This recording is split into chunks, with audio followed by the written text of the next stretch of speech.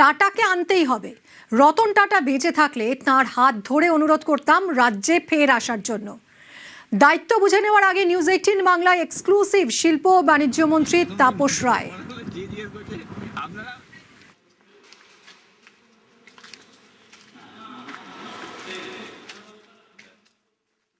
বর্ষিয়ান রাজনীতিবিদ, বহু বছর তার রাজনীতিতে। এবার পশ্চিমবঙ্গের শিল্পের হাল ধরবেন তিনি, এবং যে শিল্প পশ্চিমবঙ্গ অনেকটা পিছিয়ে আছে। এবং শুধু তাই নয়, যে শিল্পের গায়ে এই জিনিসটাও বলা হয় যে শিল্প এখানে আসে না, কারণ এখানে তোলাবাজ সিন্ডিকেট রাজ চলতো। আমাদের সঙ্গে রয়েছেন তাপস রায়। তাপসদা, অনেক কংগ্র্যাচুলেশনস আপনার নতুন দায়িত্বের জন্য। অবভিয়াসলি এখানে একটা পারসেপশনের ব্যাপার আছে, সেখানে গিয়ে কি আপনার প্রথম ফোকাস, যেরকম বলা হচ্ছে, শ্রমিকদাও বলছিলেন যে টাটাকে আনার ব্যাপারে, সেটার একটা ফোকাস, কি ফোকাস হবে? টাটাকে আনতেই হবে। আজকে রতন টাটা যদি বেঁচে থাকতেন, আমি প্রথম তার কাছে ছুটে যেতাম এবং তাকে আমি হাতে ধরে অনুরোধ করতাম।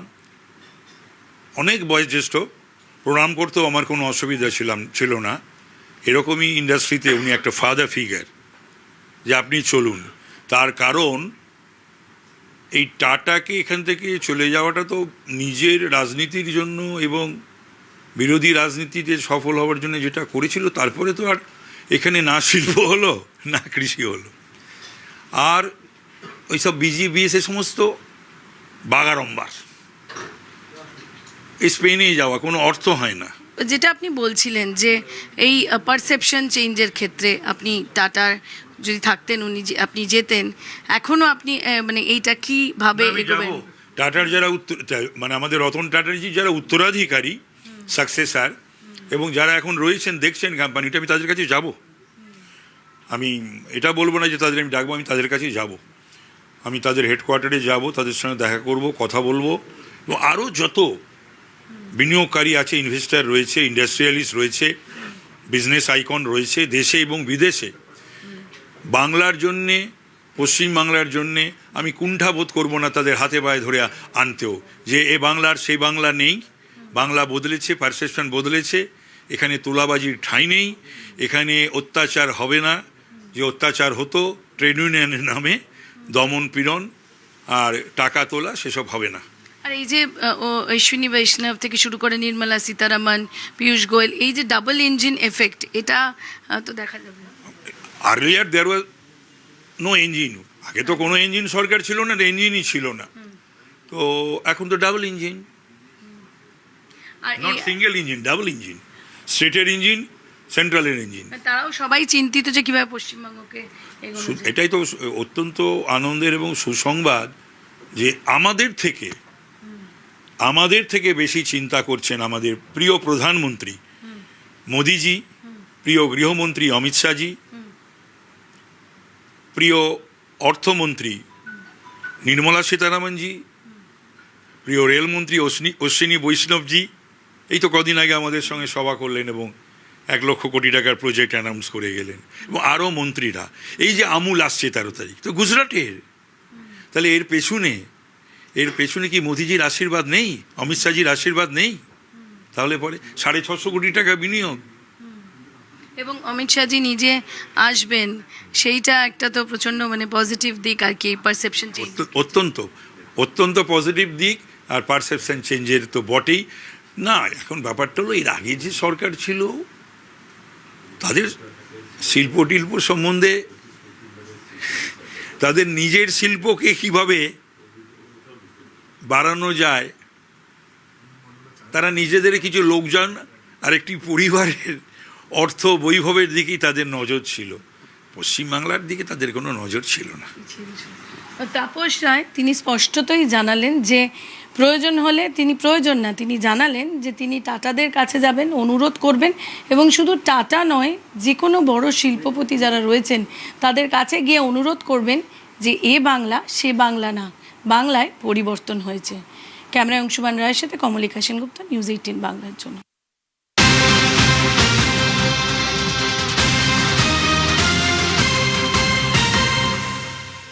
রাজ্যের মন্ত্রীদের দফতর বন্টন চূড়ান্ত। কোন মন্ত্রীর কোন দফতর আমরা জানবো। আমরা গতকাল রাতে 11টা নাগাদ যে খবর ব্রেক করেছিলাম কোন কোন বিধায়ক কোন কোন দফতর পেতে চলেছেন, আজ দেখা গেল হুবহু মিলে গেল আমাদের সেই খবর। কথা বলবো ভেঙ্কটেশ্বর আমাদের প্রতিনিধির সঙ্গে। ভেঙ্কটেশ্বর, আমাদের খবরই সত্যি প্রমাণিত হলো? খবরেই শিলমোহর এবং কিছুক্ষণ আগেই একেবারে সরকারি যে বিজ্ঞপ্তি কারা মন্ত্রী হচ্ছেন কোন কোন দপ্তরের, তাতে দেখা গেল একেবারে নিউজ 18 বাংলা গতকাল রাত্রে আমরা যে খবর জানিয়েছিলাম দর্শকদের সেই তালিকার সঙ্গে একেবারে মিলে গিয়েছে। তুমি দেখেছো যে অর্থ দপ্তর, সেখানে স্বপন দাশগুপ্ত অর্থ দপ্তরের অর্থমন্ত্রী, সেখানে স্কুল শিক্ষা দপ্তরের মন্ত্রী দীপক বর্মন এবং পর্যটন দপ্তরের মন্ত্রী শঙ্কর ঘোষ, শিল্প বাণিজ্য দপ্তরের মন্ত্রী আমরা গতকাল রাতেই জানিয়েছিলাম যে তাপস রায়। দেখা গেল যে সরকারি যে বিজ্ঞপ্তি সেখানে তাপস রায় শিল্প বাণিজ্য দপ্তরের মন্ত্রী হচ্ছে। এছাড়া জগন্নাথ চট্টোপাধ্যায় উচ্চ শিক্ষা দপ্তরের তিনি মন্ত্রী হবেন, গতকালই আমরা জানিয়েছিলাম যে হতে পারেন। আজকে দেখা গেল যে জগন্নাথ চট্টোপাধ্যায় উচ্চ শিক্ষা দপ্তরের মন্ত্রী হয়েছেন এবং পাশাপাশি আরো বেশ কিছু দপ্তর, যেমন স্বাস্থ্য দপ্তর, স্বাস্থ্যমন্ত্রী শারদ মুখোপাধ্যায় বিধাননগর এর যিনি বিধায়ক তিনি স্বাস্থ্যমন্ত্রী হচ্ছেন এবং পাশাপাশি প্রতিমন্ত্রী স্বাস্থ্য দপ্তরের প্রতিমন্ত্রী সুমনা সরকার। এছাড়া কৃষিমন্ত্রী গতকাল রাতেই আমরা জানিয়েছিলাম যে কৃষিমন্ত্রী হিসেবে দায়িত্ব নিতে পারেন কৃষিমন্ত্রক দুধকুমার মণ্ডল, ময়ূরেশ্বরের যিনি বিধায়ক সেই দুধকুমার মণ্ডল তিনি হতে পারেন কৃষিমন্ত্রী। আজকে দেখা গেল যে সরকারি যে বিজ্ঞপ্তি সেখানে দুধকুমার মণ্ডলই কৃষি মন্ত্রী হিসেবে তিনি রয়েছেন। সব মিলিয়ে বলা চলে যে গতকাল রাত্রে আমরা যে তালিকা দর্শকদের জানিয়েছিলাম সেই তালিকা একেবারে হুবহু মিলে গিয়েছে এবং ইতিমধ্যেই যে সমস্ত দপ্তরের যারা মন্ত্রীরা রয়েছেন একে একে করে তারা নিজেদের দপ্তরে যাচ্ছেন দায়িত্ব বুঝে নেওয়ার জন্য এবং সব মিলিয়ে বলা চলে যে একেবারে তাপস রায়, শারদ মুখোপাধ্যায়, স্বপন দাশগুপ্ত সহ পরিবহন, আমরা গতকাল রাতে আরো একটা মিমি জানিয়েছিলাম যে পরিবহন দপ্তরের মন্ত্রী হতে পারেন অর্জুন সিং। আজকে দেখা গেল যে সরকারি যে বিজ্ঞপ্তি সেখানে অর্জুন সিং পরিবহন দপ্তরের মন্ত্রী রয়েছেন। সব মিলিয়ে বলা চলে গতকাল রাত্রের যে খবর আমরা দেখেছিলাম সেই খবরেই একেবারে শিলমোহর দেওয়া হলো এবং ইতিমধ্যেই একে একে যারা দপ্তরের যারা মন্ত্রী দপ্তরে বন্টন হয়েছে, তুমি জানো ইতিমধ্যেই তারা আগে মন্ত্রী হিসেবে শপথ নিয়েছিলেন, তারা একে একে দপ্তরে গিয়ে তারা দায়িত্বভার বুঝে নিচ্ছেন। সব মিলিয়ে বলা চলে গতকাল রাত্রে আমরা নিউজ 18 বাংলায় যে তালিকা তুলে ধরেছিলাম সূত্র মারফত, আজকে সরকারি যে বিজ্ঞপ্তি সেই বিজ্ঞপ্তিতে দেখা গেল যে সমস্ত মন্ত্রীদের নাম আমরা সূত্র মারফত জেনেছিলাম সেই মন্ত্রীরাই কিন্তু আজকে দপ্তর বন্টনের সরকারি যে বিজ্ঞপ্তি সেই বিজ্ঞপ্তিতে সেই তালিকায় উঠে এসছে।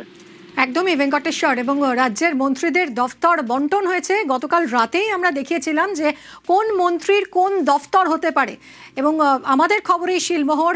আজ যখন তালিকা দেখা যাচ্ছে সেই খবর আমরা যেরকম দেখিয়েছিলাম ঠিক সেই দফতর সেই মন্ত্রীই পেয়েছেন। কে কোন দফতর পেলেন, কোন মন্ত্রীর কোন দফতর বরাদ্দ হলো, আসুন একবার দেখি। রাজ্যের নতুন অর্থমন্ত্রী হয়েছেন স্বপন দাশগুপ্ত।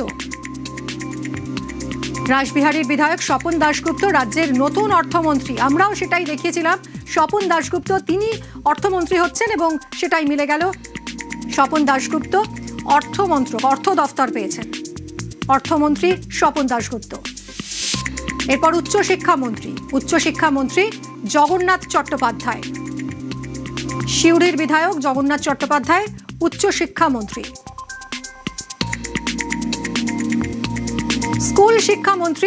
স্কুল শিক্ষামন্ত্রী হয়েছেন দীপক বর্মন। উচ্চশিক্ষামন্ত্রী জগন্নাথ চট্টোপাধ্যায় আর স্কুল শিক্ষামন্ত্রী দীপক বর্মন। ফালাকাটার বিধায়ক এই দীপক বর্মন, তিনি স্কুল শিক্ষার দায়িত্ব পেয়েছেন দীপক বর্মন।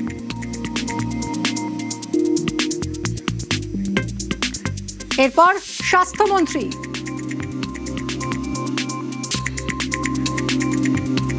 স্বাস্থ্যমন্ত্রী হয়েছেন শারদ মুখোপাধ্যায়, বিধাননগরের বিধায়ক শারদ মুখোপাধ্যায়, প্রবীণ চিকিৎসক। শারদ মুখোপাধ্যায়কেই স্বাস্থ্য দফতর দেওয়া হয়েছে, আমরাও সেরকমই আপনাদেরকে জানিয়েছিলাম। শারদ মুখোপাধ্যায় স্বাস্থ্যমন্ত্রী। কৃষিমন্ত্রী হয়েছেন দুধকুমার মণ্ডল কৃষিমন্ত্রী।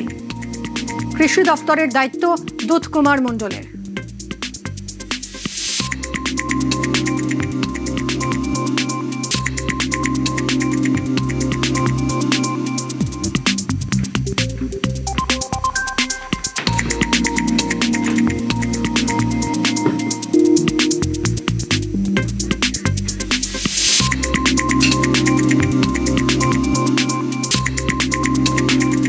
পর্যটন মন্ত্রী শঙ্কর ঘোষ, শিলিগুড়ির বিধায়ক শঙ্কর ঘোষ পর্যটন মন্ত্রী।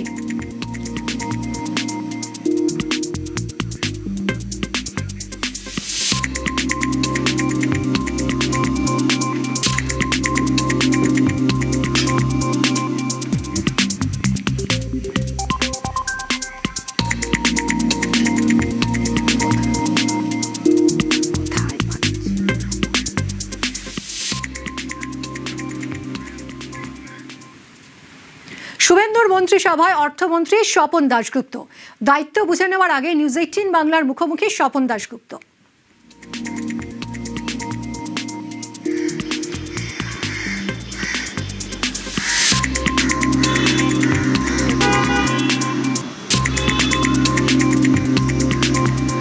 এই মন্ত্রিত্ব বন্টন হচ্ছে, সেখানে শোনা যাচ্ছে যে আপনাকে অর্থ দপ্তর হয়তো সামলাতে।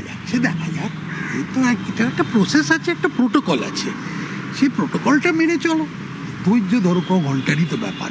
সামনে বাজেট রয়েছে, সেখানে দাঁড়িয়ে দেখো এইসব বিস্তারিত সব জিনিস, এগুলো এখন রাস্তায় গাড়িতে ওঠার আগে ঠিক, আমি তো আর ট্রেডমিল নিয়ে বাজেটওয়ালা সেরকম লোক না, চিন্তা করে করতে হয় এইসব জিনিস। পর্যটন মন্ত্রী উত্তরবঙ্গের শঙ্কর ঘোষ, নিউজ 18 বাংলার মুখোমুখি পর্যটন মন্ত্রী।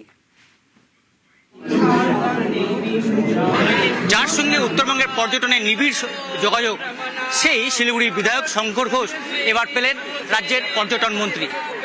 উত্তরবঙ্গ মানেই পর্যটন, আর শিলিগুড়ি পাহাড়, একদিকে ডুয়ার্স স্তরে সব নিয়ে কিন্তু উত্তরের পর্যটন।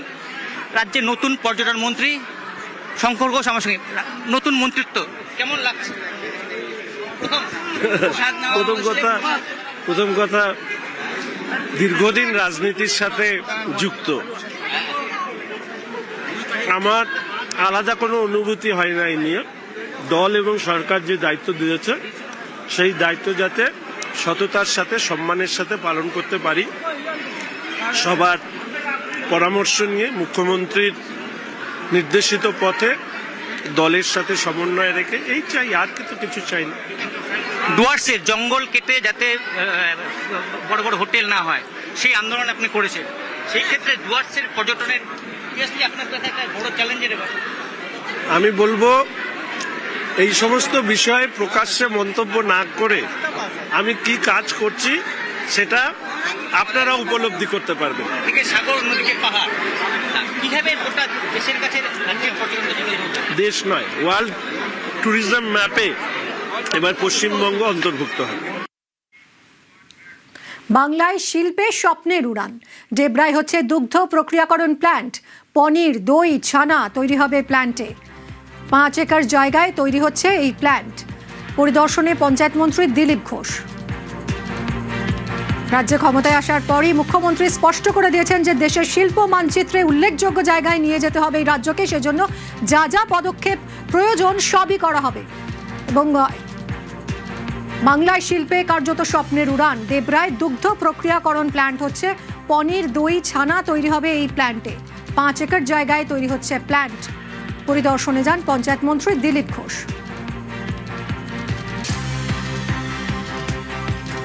এখানে 5 একর সরকারি জায়গা আছে, যেটা ডিএম এর নামে। প্রাণী সম্পদ যে বিকাশের যে ডিপার্টমেন্ট, তার তরফ থেকে একটা দুধের প্রক্রিয়াকরণের প্লান্ট তৈরি হবে। দুধ নিয়ে এসে প্রসেস করে হরিণঘাটা স্টাইলে আবার বিক্রি করা হবে। সেটারই জায়গা দেখতে এসেছিলাম। এখানে একটা খাল আছে আঁকা মাঁকা জমিটার ভেতর দিয়ে, তো খালটাকে তার দিশা পরিবর্তন করে ইউ টার্ন আছে, মুখে মুখে জুড়ে দিয়ে শর্টকাট করবে, খালটা সংস্কার করে, পাশে কিছু লোকজনের বাড়ি আছে, জল উঠে যায়, সেটা যাতে না হয় এটা করে পুরো জায়গাটা নিয়ে এখানে সে প্ল্যান্ট হবে। তারই প্রথমবার আমি দেখতে এলাম। খুব তাড়াতাড়ি সেই কাজ শুরু করার চেষ্টা হয়। তো সরকারি প্রকল্প কিছু হয়নি, লুটপাট চলছিল, এখন সেগুলো পরিষ্কার হবে, কাজ হবে। স্বাস্থ্যমন্ত্রী শারদ দত্ত মুখোপাধ্যায়, নিউজ 18 বাংলায় এক্সক্লুসিভ শারদ দত্ত। আর কিছুক্ষণের অপেক্ষা, বোধহয় চলেই আসবে কোন মন্ত্রী হচ্ছেন, মূলত স্বাস্থ্যমন্ত্রী হচ্ছেন, তাই তো? আসুক। এই অপেক্ষাটা কিরকম? অপেক্ষা তো অনেকদিন করছি, সেটা কিছু নয়, আমাদের জন্য অপেক্ষা কিছু নয়। আমরা বিচারধারার লোক, আমাদের জন্য অপেক্ষা যেটা ছিল সেটা 4 তারিখে চলে গেছে। আমাদের একটাই অপেক্ষা ছিল, যাতে আমরা শাসক দল হই, এখান থেকে অরাজকতা দুর্নীতি মুক্ত বাংলা হোক। কাজেই যখন স্বাস্থ্যমন্ত্রী হবেন, কাজেই স্বাস্থ্যের যা অবস্থা একেবারে কর্কট ছড়িয়ে রয়েছে, কোন পদ্ধতিতে কেমন চলবে? দেখা যাক কি করি। কি কি স্টেপ হতে পারে আপনার? এই যে আরজি কর রয়েছে, এত দুর্নীতি রয়েছে, স্বাস্থ্য দপ্তরে একাধিক দুর্নীতি, প্রচুর ভার্টিক্যাল আছে। প্রথমে ভার্টিক্যাল গুলো দেখা, ফ্যাক্ট ফাইন্ডিং করা, কি কি দরকার সেটা বুঝে নেওয়া, তারপরে চটজলদি এক লাইনের উত্তর হয় না স্বাস্থ্যের যা বেহাল অবস্থা। আপনার মাথায় তো একটা কিছু ক্যালকুলেশন চলছে। অনেক কিছু ক্যালকুলেশন আছে, দেখা যাক, আগে মন্ত্রিত্ব আসুক তারপরে। শ্রম ও পরিবহন মন্ত্রী অর্জুন সিং, 34 এবং 15 বছরের ঘুঘুর বাসা ভাঙতে হবে বলছেন অর্জুন। যেই দপ্তরই পাই, যেটাই পাই, সেটা দায়িত্বপূর্ণভাবে আমাকে পালন করতে হবে। যেখানে 15 বছর আর 34 বছরের ঘুঘুর বাসাটাকে শেষ করতে হবে, কেন দপ্তরে, সরকারি দপ্তরগুলোর মাধ্যমেই তো বাংলায় দুর্নীতি পাহাড় উঠেছে। তো সেই জায়গাতে আমাকে কঠোরভাবে মুখ্যমন্ত্রীর গাইডলাইন মেনে, মুখ্যমন্ত্রী যা নির্দেশ সবটা মেনে, সংবিধান মেনে আমাকে যে কাজগুলো করতে হবে। শ্রম ও পরিবহন মন্ত্রী অর্জুন সিং, অনেক রুটে সরকারি বাস বন্ধ, তার একাধিক পরিকল্পনা রয়েছে বলে জানিয়েছেন অর্জুন সিং। মাননীয় মুখ্যমন্ত্রী যেটা জিনিসটা চাইছেন, বাংলায় সরকারি ব্যবস্থা, সরকারি বাসের মধ্যে মহিলাদেরকে বিনা পয়সা যাত্রা, এর নানা রকম একটা চ্যালেঞ্জিং জব আছে। অনেক রুট বন্ধ হয়ে গেছে, সরকারি বাস চলছে না। এইটা নিয়ে সিনিয়র সিটিজেন মানুষ আমাদেরকে ব্যাপকভাবে এটা নিয়ে বলে, কিন্তু সবটাই ডিপেন্ড করছে ঘোষণা হতে দিন, তারপরে নানা রকম পরিকল্পনা আছে, অ্যাডমিনিস্ট্রেটিভ ব্যবস্থাকে আমার জানা আছে, আমরা করতে পারি, আমাদের অনুভব আছে। আমার মনে হচ্ছে কোনো বেশি অসুবিধা হবে না। শ্রম ও পরিবহন মন্ত্রী অর্জুন সিং শ্রমিকদের জন্য অনেক লড়াই করে এই জায়গায় পৌঁছেছেন, নিউজ 18 বাংলাকে বললেন অর্জুন। এই 15 বছর এদিকে আর 34 বছর ওদিকে, এই তো শ্রমিক ধ্বংসই করেছে। বাংলায় কি আছে, জুট ইন্ডাস্ট্রি, চা ইন্ডাস্ট্রি, এইগুলো কিন্তু লেবার দপ্তরের মধ্যে, এইগুলো খুব একটা কঠিন পরিস্থিতিতে ভুগছে। প্রায় সব কারখানাই বন্ধ দিকেই আছে, পার্ট নেই, কোনো একটা চেন নেই, চেন অফ সিস্টেম নেই, যে পার্ট হলে কি, পার্ট কম হলে, পাট চাষ কম হলে কি তার ব্যবস্থা করতে হবে, মডার্নাইজেশন জন্য কোনো চিন্তা ভাবনা নেই। এক একটা মিল ওই আদিম যুগে, অদ্ভুত একটা পরিস্থিতির মধ্যে এখানকার জুট শ্রমিকরা আছে।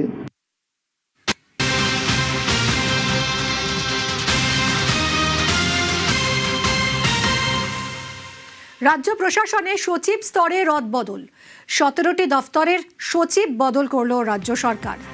রাজ্য প্রশাসনে সচিব স্তরে রদবদল হলো, 17টি দফতরের সচিব বদল করল রাজ্য সরকার।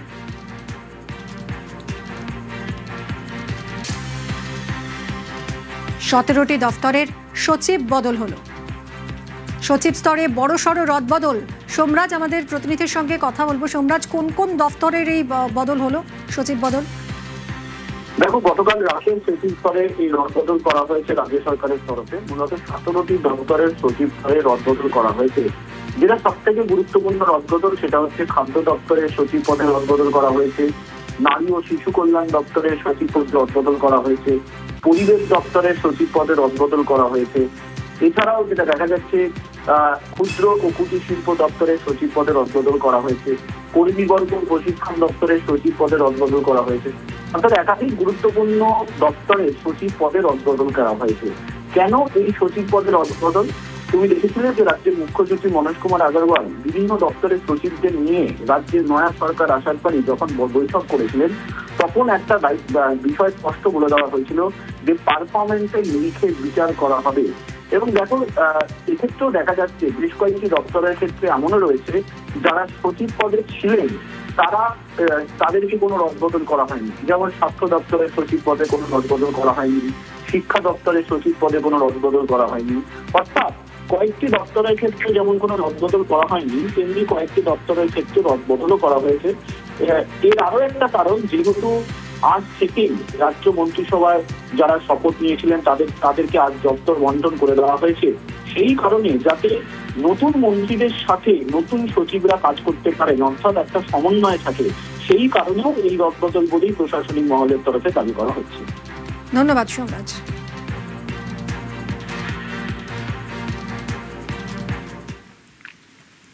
প্রধানমন্ত্রী গ্রামীণ আবাস যোজনা, গরিবের মাথায় ছাদ দিতে মোদী সরকারের এই উদ্যোগ। আর সেই প্রকল্পেই কোটি কোটি টাকার দুর্নীতির অভিযোগ তৃণমূল জামানায়।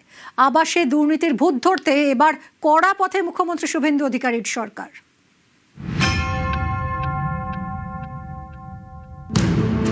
প্রধানমন্ত্রী গ্রামীণ আবাস যোজনা, গরিবের নিজের ঘর নিজের আশ্রয়। তৃণমূল জামানায় এই কেন্দ্রীয় প্রকল্পে কোটি কোটি টাকা নয়ছয়ের অভিযোগ।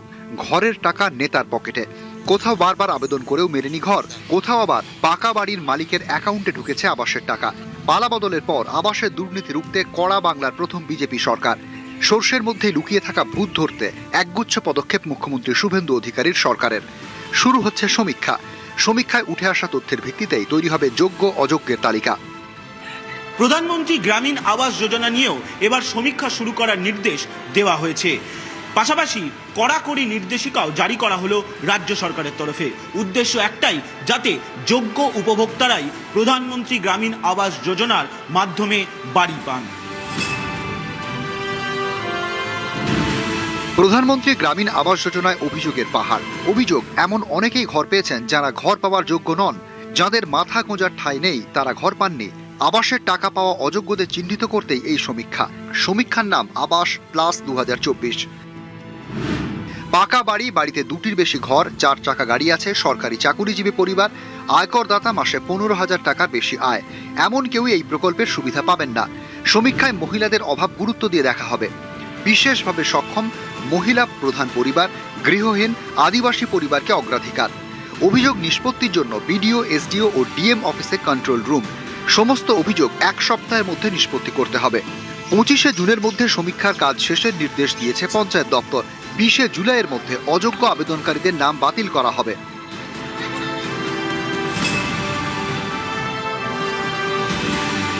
দুর্নীতি, টাকা নয়ছয়, বেনিয়ম, অভিযোগের পাহাড়। এর জেরে 2022 থেকে আবাস যোজনায় টাকা দেওয়া বন্ধ করে দেয় কেন্দ্রীয় সরকার।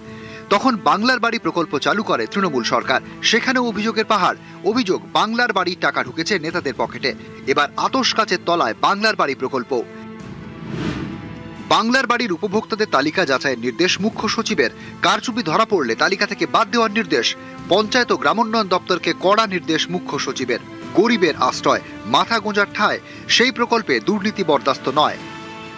বাংলার বাড়ির টাকা নয়ছয় হয়েছে। দুর্নীতি ও স্বজন পোষণের অভিযোগ উঠেছে। তৃণমূল কংগ্রেস সরকারের সময় দেওয়া লক্ষ লক্ষ বাংলার বাড়ির উপভোক্তাদের তালিকা ফের যাচাই করার নির্দেশ দিলেন রাজ্যের মুখ্য সচিব মনোজ কুমার আগরওয়াল। মূলত সেই তালিকায় যারা উপভোক্তা হিসেবে পাওয়ার যোগ্য নন, তারা পেয়ে থাকলেও আইনানুগ পদক্ষেপ করবে রাজ্য সরকার, তেমনটাই সূত্র মারফত খবর।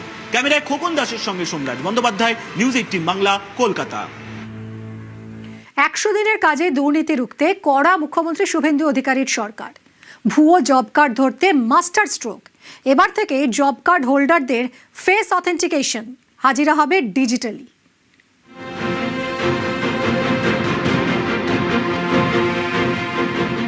গ্রাম বাংলায় 100 দিনের কাজ শুধুমাত্র একটি সরকারি প্রকল্প নয়, গ্রামীণ অর্থনীতির প্রধান চালিকা শক্তি, কোটি কোটি প্রান্তিক মানুষের বেঁচে থাকার অন্যতম অবলম্বন। তৃণমূল আমলে এই প্রকল্পেই পাহাড় প্রমাণ দুর্নীতির অভিযোগ ওঠে, যার জেরে এই প্রকল্পে টাকা বন্ধ করে দেয় কেন্দ্রীয় সরকার। আপনারা জব কার্ডে টাকা পেয়েছেন? না, দেয় না আমাদের, নেতারা খেয়ে নিয়েছে। জব কার্ড আমি পাইনি, 5 বছর 6 বছর তারপরে জব কার্ডটা দিয়েছে, টাকা কোনোদিন পাইনি। পালা বদলের বাংলায় শুরু থেকেই দুর্নীতিতে জিরো টলারেন্স বিজেপি সরকারের। 100 দিনের কাজে দুর্নীতি বন্ধে এবার কড়া পদক্ষেপ মুখ্যমন্ত্রী শুভেন্দু অধিকারী। জব কার্ডে দুর্নীতি রুখতে একগুচ্ছ উদ্যোগ। এবার জব কার্ড হোল্ডারদের ফেস অথেন্টিকেশন, হাজিরা হবে ডিজিটালি। কাজ শুরু হওয়ার 24 ঘন্টা আগে ফেস অথেন্টিকেশন। ফেস অথেন্টিকেশনের দায়িত্বে থাকবেন সুপারভাইজার।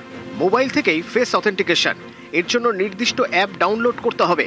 হাজিরায় বেনিয়ম ধরা পড়লে শাস্তি হবে দায়িত্বপ্রাপ্ত আধিকারিকের। রাজ্যে ইতিমধ্যেই শুরু হলো 100 দিনের কাজ।